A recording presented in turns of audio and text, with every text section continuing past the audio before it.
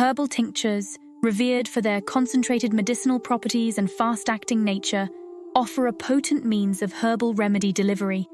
However, to ensure their effectiveness and safety, it's crucial to avoid common mistakes that can compromise their quality and potency. In this guide, we'll explore some of the most prevalent tincture mistakes and how to avoid them. Choosing the wrong herb. Not all herbs are suitable for tincture preparation, and some may even pose health risks if ingested. Before using any herb in a tincture, research its toxicity and potential side effects, especially when foraging wild plants.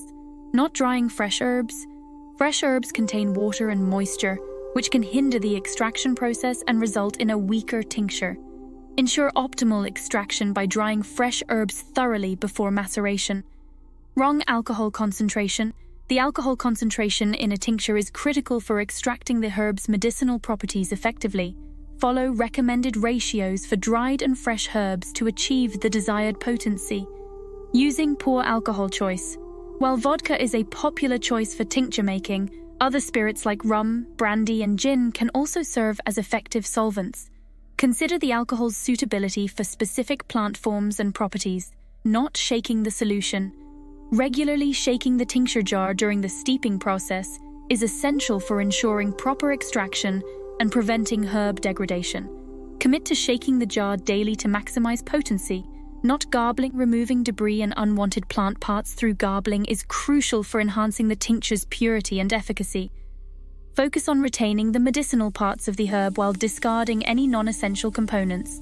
Not considering the plant maturity. Harvest herbs at the optimal stage of maturity to capture their peak potency.